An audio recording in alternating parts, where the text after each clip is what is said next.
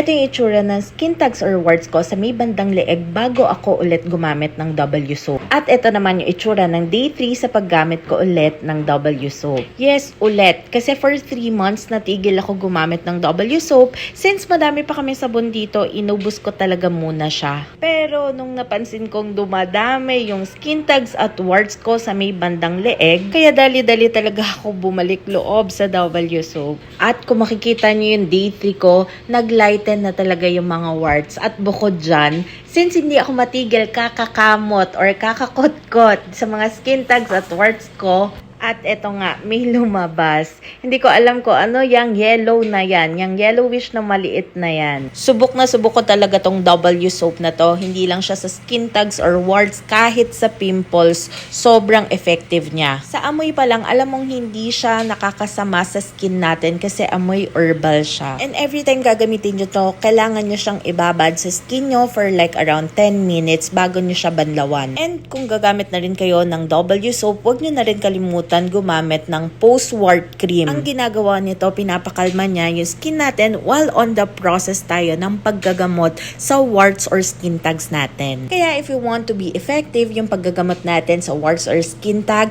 better use these two product at the same time. For more info, ilalagay ko na lang sila dyan sa yellow basket.